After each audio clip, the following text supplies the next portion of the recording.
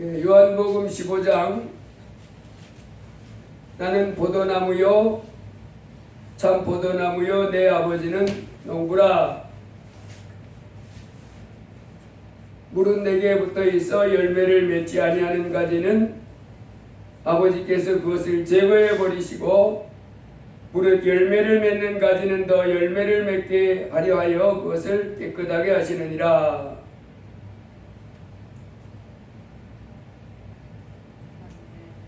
예수님은 포도나무 그 밭을 포도원을 가지고 있는 포도원 주인, 그리고 그 포도원에 있는 그 포도나무, 그리고 그 가지 끝에 맺히는 포도 열매, 이걸 통해서 우리 하나님의 자녀들이 하나님과 예수님과 어떤 관계를 맺으며 살아야 될지에 대해서 가르쳐 주셨어요. 그리고 우리가 어떤 삶을 향하여 나아가야 되는지에 대해서 깨달을 수 있도록 이렇게 가르쳐 주셨습니다. 그래서 예수님을 믿으면서 이제 하나님 아버지와 예수님과 내가 어떤 관계여야 하는지, 그리고 예수님을 믿으면 내가 뭐를 추구하며 나가야 되는지, 이것을 밝히 깨닫도록 말씀을 해주셨습니다. 예수님이 오늘은 나는 참 포도나무요 내 아버지는 농부라. 농부는 포도원을 가꾸는 운영하는 그 농부는 그 포도나무를 포도원에 심고 바라는 것은 항상 뭡니까? 가을에 아주 탐스러운 열매를 수확해서 그래서 그것을 이제 돈도 벌고 먹기도 하고 이렇게 하기 위해서 포도원을 운영하시는 분이 바로 농부입니다.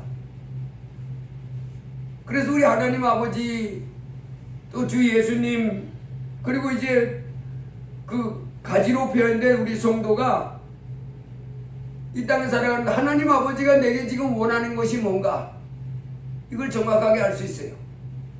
하나님이 내게 원하는 것은 그러니까 뭐라는 걸 알 수 있어요? 열매다는 거예요. 열매. 뭐 가지 굵기가 굵다, 잎사귀가 크다, 뭐 그렇게 많이 해도 최종적으로는 어떤 것을 기대하냐면 풍성하고 탐스러운 열매입니다. 그걸 원하는 거예요. 그것을 원해서 그 포도원을 운영하시는 겁니다. 그리고 그 포도 농부가 그걸 원하는데, 그런데 우리가 그 포도나무의 그런 풍성하고 많은 그 탐스러운 열매를 맺는 그 가지 입장에서는 어떻게 자기가 그렇게 포도 열매를 맺을 수가 있어요? 붙어 있었을 때. 포도원 농부가 뭘 해줬기 때문에 기름을 주고 또 거름을 주고 벌레를 잡아주고 가지치기를 해주고 온갖 정성을 길렀기 때문이라는 거예요. 그 다음에 또 하나는 포도나무 원 줄기로부터 뭘 받았기 때문에요? 생명을 자꾸 공급받아서 그래요. 그 가지 자체가 스스로 열매를 맺고 꽃을 피운 것이 아니고 사실은 누구의 수고와 땀 흘림이 있어서 가능했습니까? 농부의 땀 흘림과 수고가 있었고, 그리고 그 포도나무 원 줄기로부터 거기서부터 생명이 이렇게 공급되기 때문에 열매를 맺힐 수 있었습니다. 그래서 열매를 맺는 그 가지 입장에서는 뭐만 하면 돼 있습니까? 원나무 가지에 원나무에 붙어 있으면 되는 거예요. 그거 안 합니다. 자기가 한 게 아니에요. 그 원나무에 붙어 있어 그것 때문에 그 농부가 많은 수고를 했고 포도나무에 그 원나무로부터 생명이 공급됐기 때문에 가지는 그냥 끝에서 그 농부의 수고와 원나무의 그 공급해주는 그 생명을 통해서 열매를 맺을 수 있었음을 알 수 있습니다. 자, 그래서 우리가 이제 농부가 포도원을 운영하면서 원하는 것은 그 가지의 풍성하고 탐스러운 열매인데 그 열매를 맺는 마지막 가지가 바로 우리라는 거예요. 그래서 하나님이 우리에게 이렇게 은혜를 주고 우리를 택해 주시고 예수 그리스도 안에서 무한한 사랑을 정죄하지 않고 은혜를 베푸시는 그 최고의 마지막에 그 우리를 향한 그 기대감은 원하면 바로 뭐예요? 풍성한 열매. 우리 성도 한 사람 한 사람이 성령의 열매가 주렁주렁 맺히는 그와 같은 사람으로 만들기 원합니다 하는 것을 알 수 있습니다. 그래서 성령의 열매가 주렁주렁 맺히지 않는 사람, 그 사람은 뭐라 그러냐면 죽정이. 성령의 열매를 주렁주렁 맺힌 사람을 뭐라 그래요? 나의 참 아들이다 이렇게. 그래서 그 알곡들은 모아서 어디다 들여보내냐면 옷간. 창고에 들여보내고 또 죽정이들은 꺼지지 않는 불에 태워버리겠다 이렇게 하십니다. 그래서 오늘 이 예수님이 포도나무 비유를 통해서 우리 주님이 우리에게 지금 하시는 말씀은 너희는 내가 일러준 말로 이미 깨끗하여졌으니 내 안에 거하라. 내 안에 거하라 하는 이 말씀을 듣도록 하겠습니다.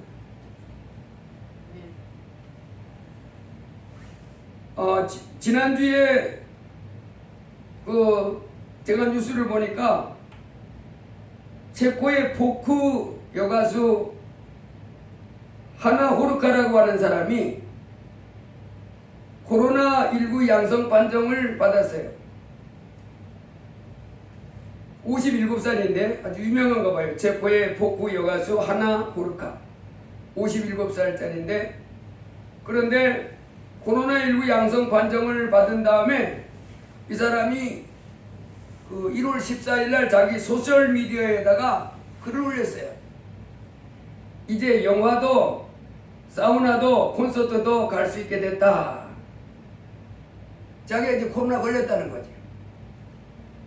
이 체코는 그 영화관이나 사우나나 콘서트나 이런 데를 그 코로나 걸렸다가 나왔습니다 하는 그 증서가 있는 사람이라든지 또 백신을 맞았습니다 하는 그것이 있는 사람에게만 갈 수 있는, 우리나라 말하면 방역 패스죠. 저기 그 방역 패스, 그렇게 걸렸다가 나왔다가 하는 확인서가 있는 사람이라든지 또 이제 백신을 다 맞았습니다 하는 그거 있는 사람만 이렇게 다니는 그런 것을 시행하는 나라인가 봐요.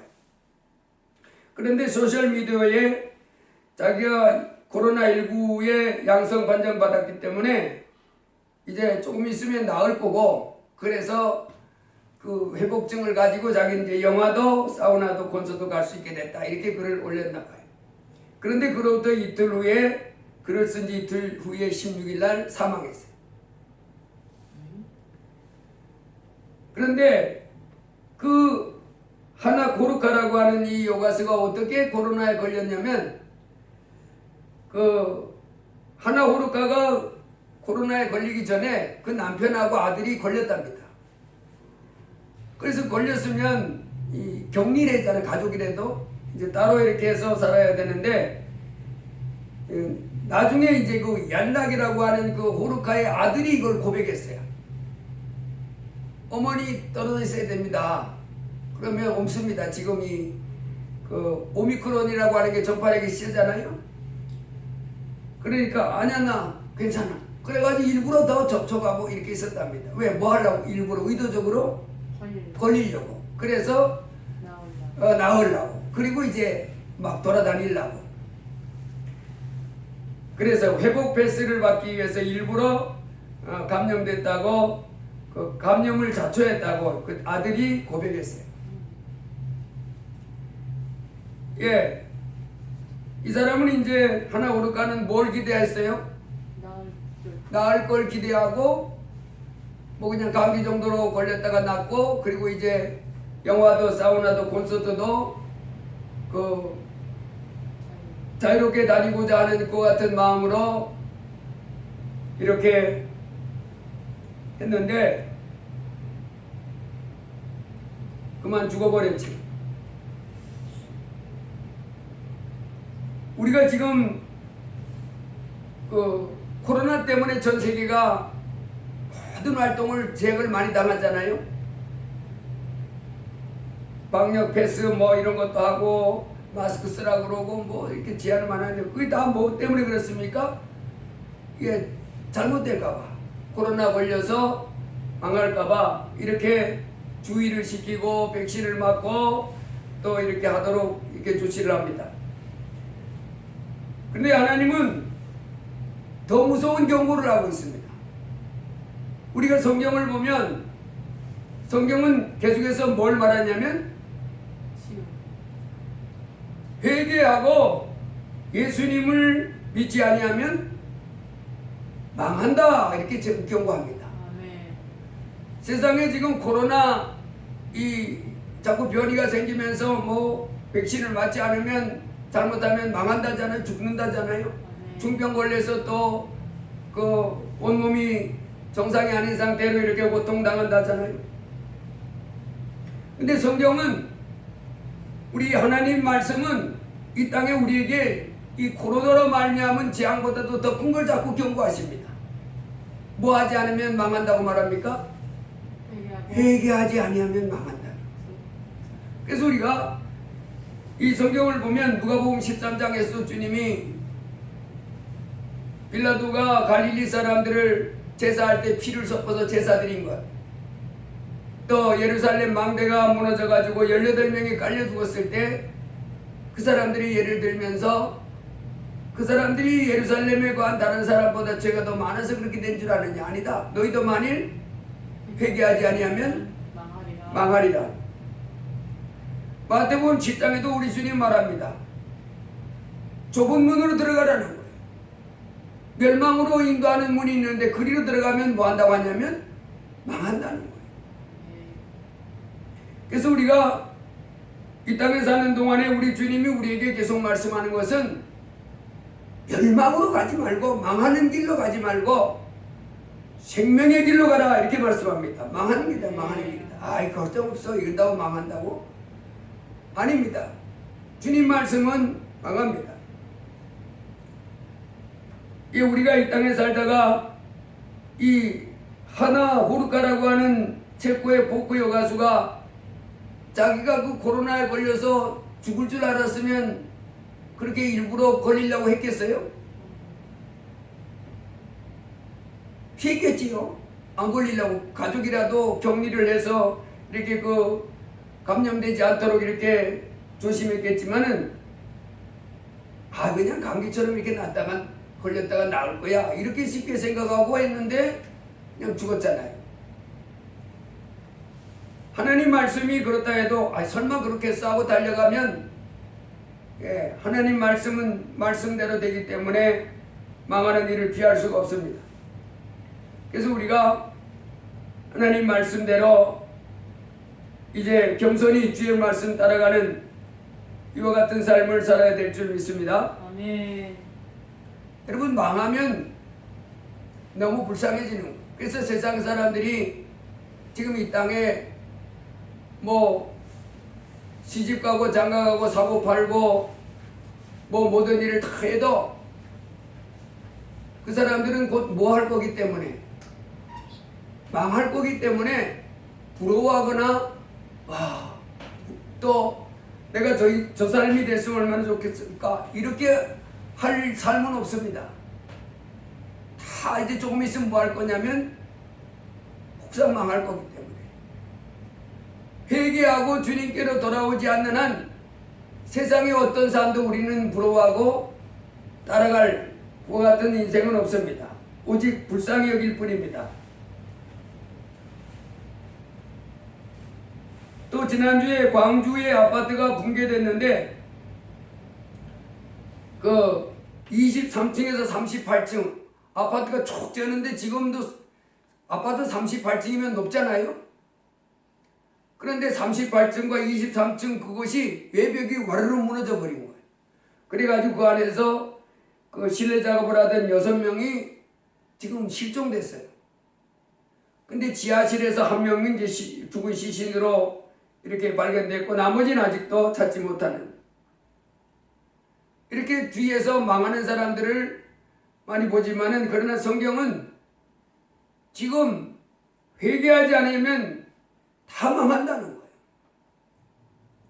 아, 내 인생 지금 못 떨어진대요. 아니요. 못 떨어진다고 좋아할 거 아닙니다. 뭐 할 거니까? 망할 거니까. 이렇게 무서운 경고를 우리 주님으로부터 받고 사는 것이 지금 우리 인생입니다. 그래서 우리 주님이 오늘도 이렇게 말합니다. 너희는 내가 일러준 말로 이미 깨끗하여졌으니 내 안에 거하라. 그렇게 하고, 사람이 내 안에 거하지 아니하면 가지처럼 밖에 버려져 마르나니 사람들이 그것을 모아다가 불에 던져 살라버린다. 그래서 지금 여러분이 이 땅의 인생살이는 뭐 각자 인생의 모습이 다양하지만은 간단합니다. 크게 보면 한 사람은 곧 아직 망하진 않았지만 이제 망할 날을 기다리고 있는 사람이고, 또 한 사람의 부류는 이제 망할 것을 다 제거하고 복을 받을 준비가 되어 있는, 그래서 복 받을 날을 복을 받으면서 계속해서 더 큰 복을 받는 그와 같은 인생을 사는 두 가지 종류 사람입니다. 그래서 어떤 일이 있어도, 무슨 위치에 있어도, 무슨 일을 해도 회개하고 주님께 돌아오지 않으면 이제 그 인생은 딱 하나만 남아 있습니다. 망하는 거예요. 그렇기 때문에 이 땅에서 우리의 삶은 이제 하나님의 말씀을 쫓아서 복을 받으며 살아야 되는 그와 같은 삶을 살기를 위해서 잘 선택하며 살아야 됩니다. 1950년대 말과 60년대 초에 그 미국 영화 헐리우드에 최고의 여배우 두 사람이 있었는데, 하나는 마릴린 몰로, 또 하나는 콜린 에반스라고 하는 이 두 사람이 있었는데, 그 우리가 고등학교 그때만 해도 대학교 다닐 때까지도 이제 많이 알려졌었어요. 마릴린 몬로 그 영화가 많이 알려졌었는데, 전 세계에 아주 그 마릴린 몬로가 나오는 그런 영화가 최고의 영화였습니다. 그래서 1950년대 말과 60년대 초에 그 헐리우드의 최고 그 배우, 여자 배우 스타 두 사람, 마릴린 몬로와 콜린 에반스. 그런데 이 두 사람이 쌍벽을 이루고 있었는데, 콜린 에반스라고 하는 사람이 어느 날 자기는 이제 헐리우드 이 여배우직을 그만두겠습니다. 그래서 이제 사람들이, 아니 이 전 세계 사람들이 다 그 자리를 가고 싶어서, 그 무한 경쟁이 그런 위치인데 어떻게 그 높은 자리에 그 이름 좋은 구원에 올라갔으면서 그만두려고 합니까? 그랬더니 제가 사랑에 빠졌습니다. 그래서 그만두려고 합니다. 그래서 그 신문 기자나 방송국에서 도대체 이제 기자회견을 하는 날 보여서, 도대체 콜린 에반스가 사랑에 빠져서 이 그 최고의 여배우 자리를 그만두고 그 사람을 따라가는 그게 누구냐? 도대체 그 남자가 누구냐? 어떤 남자길래 최고의 영화 배우가 그 영화 거기서 떠나서 그 길로 가는가? 그래서 물었습니다. 그랬더니, 저는 저의 마음을 사로잡은 분은 바로 예수 그리스도십니다. 그래서 나는 이제 그분을, 근데 그분이, 내가 그분을 선택한 것이 아니고 그분이 나를 선택했습니다. 그분은 나를 위해 십자가에 죽으신 분입니다. 나를 선택하신 그분에게 내가 지고 있는 빚을 갚기에 나는 지금 이제 선교사가 되고 싶어서 이 배우의 직을 그만두고 신학교를 가려고 합니다. 그래서 그분이 그 유명한 그 대스타 콜린 에반스가 거기를 그만두고 신학교에 입학했고, 또 신학교를 졸업하고 선교사와 결혼해서 우간다라고 하는 아프리카 선교사로 7년 동안 이렇게 봉사하다가 귀국했습니다. 아프리카 선교사는 남편과 함께 그 선교 갔다가 미국으로 돌아왔을 때 빌리 그레엄이라고 하는 그 유명한 목사님이 그를 환영하는 자리에서 콜린 에반스 헐리우드의 영광과 명예와 인기를 포기하고 우간다 선교사로 떠난 것에 후회하지 않습니까? 당신 정말 행복합니까? 그렇게 물었더니 후회라니요. 목사님 무슨 후회입니까? 이 선교사역은 나에게 과분하기도 하지만 영국 여왕 자리와도 바꿀 수 없는 귀중하고 보람된 자리입니다. 뿐만 아니라 미국 대통령 자리와도 바꿀 수가 없습니다. 이렇게 말했다는 거예요. 반면에 그 계속해서 영화배우 활동을 하고 있던 마릴린 먼로는 36살에 신경안정제 바르비투나스를 과다 복용해서 자택에서 죽었어요. 돈은 어마어마하게 많았는데. 그래서 미모를 갖추고 부를 갖추고 또 권력도 갖게 된 이 마릴린 먼로는 짧은 인생 맞춰 죽었지만은 콜린 에반스는 선교사와 결혼해서 아프리카에 선교하고 그리고 오랫동안 하나님께 영광 돌리다가 천국에 간 줄로 믿습니다. 그래서 우리는 이 땅에 사는 동안에 이제 우리 주님이 오늘 말씀한 대로 너희는 내가 일러준 말로 이미 깨끗하여졌으니 내 안에 거하라 하는 이 말씀을 깊이 생각해 봐야 될 줄 믿습니다. 먼저 우리가 생각해 볼 것은 너희는 내가 일러준 말로 이미 깨끗하여졌으니 그랬어요. 그 예수님의 제자들에게 지금 하는 말씀이잖아요. 예수님의 제자들에게 너희는 이미 깨끗하여졌으니 내 안에 거하라.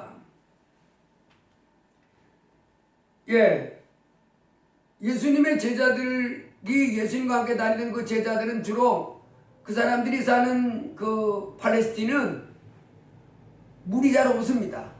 그 물이라고 있어도 그 요단강이 저 홀몬산에서 이렇게 흘러서 갈릴리 호수를 지나서 이제 사해 바다에 들어가는 그 요단강이 이제 주로 있는 그 같은 지역에 살았었는데, 여기서 예수님이 제자들에게 너희는 내가 일러준 말로 이미 깨끗해졌으니 그랬으니까 목욕을 말하는 것이 아니고, 우리가 목욕탕이나 사우나에 가서 한 목욕을 말하는 것이 아니고 뭘 말했습니까? 예수님이 지금 뭘로 깨끗해졌대요? 내가 일러준 말로 깨끗해졌다 그랬어요. 아멘. 그래서 지금 예수님이 깨끗해졌다 그 말은 우리가 목욕탕이나 사우나에 가서 몸을 씻은 것처럼 그걸 말하는 것이 아니고 죄에서부터 깨끗함을 받았다 이걸 말하는 겁니다. 너희는 내가 일러준 말로 깨끗해졌으니, 그래서 그것은 우리 죄를 말합니다. 더러운 죄에서부터 깨끗해졌다. 요한복음 13장에 가보면 예수님이 제자들하고 최후의 만찬을 하지요. 예수님이 그 요일별로 하면 예수님이 목요일날 저녁에 최후의 만찬을 했어요. 목요일날 저녁에 최후의 만찬을 이렇게 하고, 그리고 그날 밤에 그 겟세마네 동산에 올라가서 기도하다가 잡혔지요. 그리고 와가지고 금요일날 아침에 십자가에 못 박히신 분이 바로 예수님이십니다. 근데 최후의 만찬은 목요일날 저녁에 제자들과 함께 이렇게 마지막 자만찬 하는 거잖아요. 예수님이 이 땅에 사람 몸을 입고 오셔서 십자가에 못 박히시고 다시 하늘나라로 가시기 위해서 못 박히 33년간 사시는 마지막 날입니다. 마지막 날 제자들과 함께 만찬을 하실 때 예수님이 만찬을 이렇게 잡수시다가, 야, 너는 오자마자 핸드폰을 켜주고 말해. 하나님 앞에서 그렇게 살면 끝나는 거예요, 네 인생은. 십자가에 못 박히시기 전에 예수님이 제자들하고 할 때 저녁을 잡수시다 갑자기 뭘 하냐면 수건을 허리에다 이렇게 두르고는 대야에다 물을 받아가지고 이렇게 빙 눌러서 제자들과 함께 지금 저녁을 먹잖아요. 저녁이 많잖아요. 그런데 제자들을 한 명 한 명 바로 시켜주는 거예요. 그래서 저녁을 잡수시다가 이제 예수님은 아는 겁니다.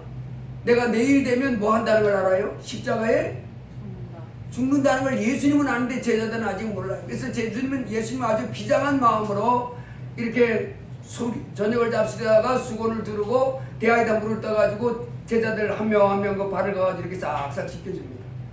근데 이제 베드로의 순서가 됐는데 베드로가 다른 제자들은 그냥 뭐 갖다 붙다 얘기도 못해. 감히 예수님이 너무 이제 엄숙하게 그렇게 하시니까. 그래서 뭐 이렇게 했지만 그래서 이렇게 하니까 그냥 씻어주고 수건을 싹 닦아주고 근데 돌아가면서 이렇게 씻었는데 베드로의 순서가 됐습니다. 베드로의 발을 씻기려고 하니까 베드로가 선생님이 제 발을 어떻게 제가 선생님 발을 씻어드려야지 어떻게 제 발을 선생님이 씻어드립니까? 안 됩니다. 못합니다. 그때 예수님이 내가 네 발을 씻어주지 않으면 네가 나와 상관이 없다. 이하고 나하고는 남남이야. 이게 아무 관계없어. 베드로가 남남이 되고 그러면 안 되지요. 그러면 제 발도 씻어주고 머리도 씻어주고 손도 씻어주고 다 씻어줘요. 다 씻어줘요. 주님과 더 깊은 관계에 들어가고 싶은 거였지. 니하고 나하고 아무 관계없어. 지금 베드로의 마음은 예수님은 누구라고 생각하고 있어요? 그리스도시요 하나님의 아들이라고 생각하고 있는데 너무너무 귀한 분이라고 생각하고 있는데 니하고 나하고 아무 상관없어. 그건 용납이 안 되는 거죠. 그랬더니 예수님이 베드로에게 뭐라고 그래요? 이미 목욕한 자는 발밖에 씻을 필요가 없느니라. 온몸이 깨끗하니라. 너희가 깨끗하나 다는 아니니라. 그런 말합니다. 이미 목욕한 자는 온몸이 깨끗하니라. 여러분 여기서 목욕했다는 그것도 목욕탕이나 무슨 뭐 사우나 그 당시는 없지만 지금 요단강에 가서 싹 씻어왔거든. 그래서 저녁 먹은 게 아닙니다. 지금 제자들이 요단강에 가서 몸 다 씻고 지금 저기 만찬하고 있는 게 아니에요. 요거 바로 뭘 말하냐면 그렇게 목욕했다면 가룟 유다도 못 들어갔겠지요. 근데 여기서 보면 너희가 깨끗하나 나는 아니니라. 여기서 나는 아니라고 제자를 누구 제시켰냐면 가룟 유다를 제시킨 거예요. 즉 여기서 뭐냐면 예수 그리스도를 참 하나님이요 참 하나님의 아들인 것을 받아들이고 있는 사람들은 나머지 11명 그가 하나님의 아들이요 구세주인 것을 거부하지 않았어요. 받아들였어요. 그 사람들은 온몸이 깨끗하다 이렇게 표현했고 예수님을 팔아버리려고 작정한 가룟 유다에게는 뭐라고 했어요? 너는 깨끗함을 받지 못한 사람이야 이렇게 말했습니다. 그래서 온몸이 깨끗하다 이럴 때 이렇게 놨습니다. His whole body is clean. 너희들의 온몸이 뭐하다고요? 깨끗해졌다. 누구에게 예수님이 지금 이런 선언을 했습니까? 예수님을 자기 구주로 믿고 있는 나머지 11명의 제자들에게 His whole body is clean 이렇게 했고 예수님을 거부하고 있는 팔아버리려고 작정하고 있잖아요. 지금 가룟 유다가 예수 저걸 팔아버리고 내가 은삼순양을 받아버리고 그렇게 했던 그 사람은 아니다. 여기서 그래서 온몸이 깨끗하나 다는 아니니라 할 때 여기서 바로 가룟 유다를 표현한 겁니다. 여러분 우리가 이 땅에 사는 동안에 누가 천국 갑니까? 죄 없는 사람이 갑니다. 그 whole body가 클린한 사람들만 천국 가는 거예요. 깨끗해진 사람만. 근데 우리가 본래부터 깨끗한 건 아니잖아요. 누구를 통해서 깨끗해지냐면 예수님을 영접한 사람이 깨끗해지길 받는 거예요. 그래서 요한계시록 21장 27절에 보면 무엇이든지 속된 것이나 가증한 일 또는 거짓말하는 자는 결코 그리로 들어오지 못하되 오직 어린 양의 생명책에 기록된 자들 뿐이라. 속된 것, 가증한 것, 거짓말하고 더러운 것 이런 것들은 천국에 못 들어가요. 깨끗하고 거룩한 자들만 들어가는 거예요. 베드로전서 4장 3절에도 너희가 음란과 정욕과 술취함과 방탕과 연락과 무법한 우상 숭배를 하여 이방인의 뜻을 쫓아 행한 것이 족하도다. 그래서 우리가 본래부터 그렇게 하나님 앞에 깨끗한 자로 이렇게 산 것이 아니고 원래는 어떤 자였어요? 불법. 음란과 정욕과 술취함과 방탕과 연락과 무법한 우상숭배 같은 일은 더럽고 악한 죄들을 많이 범하며 살던 자들이었다 이 말이에요. 그런 사람들이었는데 이제 어떻게 됐어요? 베드로서 1장 9절에 보면 그의 옛 죄를 깨끗게 하심을 받은 하나님 앞에 잘못 살았던 그의 수많은 죄를 깨끗게 함을 받았다 이 말이에요. 누구를 통해서? 그 홀바디가 어떻게 클린하게 됐어요? 예수님이 그랬잖아요. 이미 목욕한 자는 깨끗해졌다. 즉 11명의 제자들은 이미 깨끗해졌다고 말하잖아요. 예수님을 구주로 믿는 사람들은 예수님을 배척하고 예수님을 팔아버린 가룟 유다는 깨끗이 않다고 표현하고 예수님을 지지하고 예수님을 받아들인 그들에게는 깨끗하다고 표현하는 오직 예수 그리스도를 영접한 사람들, 이 사람들을 이제 그의 과거의 죄, 음란, 정욕, 술취함, 방탕, 연락, 무법한 우상 숭배에 이와 같은 죄들이 다 씻음 받았습니다. 에베소 2장 1절에도 너희의 허물과 죄로 죽었던 너희를 살리셨도다. 그때 너희가 그 가운데 생하여 이 세상 풍속을 쫓고 공중의 권세 잡은 자를 따랐으니 곧 지금 불순종의 아들들 가운데서 역사하는 영이라. 전에는 우리도 다 그 가운데서 우리의 육체의 욕심을 따라서 지내며 육체와 마음이 원하는 것을 하여 다른 이들같이 본질상 진노의 자녀였더니 우리도 다 뭔 사람이었어요? 지금 이 땅에 살고 있는 사람들이 하나님의 진노를 기다리고 있는데 그 진노를 유발시키는 건 바로 뭐예요? 육체의 욕심을 따라 지내고 육체와 마음이 원하는 것을 하면서 온갖 악을 행하며 살아가는 그와 같은 것들이 결국은 어떤 결과를 초래하는 거냐면 사망이라는 결과를 초래합니다. 그래서 이 죄를, 이 더러운 사망을 초래하는 이 수많은 죄악들을 흔히 깨끗하게 씻음 받아야 멸망하지 않고 천국 가는데 바로 이 수많은 죄를 씻음 받은 사람들이 누굽니까? 예수 믿는 사람들. 디모데서 1장에 믿보다 모든 사람이 받을 만한 이 말이요 그리도 예수께서 죄인을 구원하시려고 세상에 임하셨다 하였도다. 죄인 중에 내가 괴순이라. 바울도 내가 하나님 앞에 의로운 삶을 살아서 하나님의 자녀로 인정받은 것이 아니고 나는 원래 괴수다.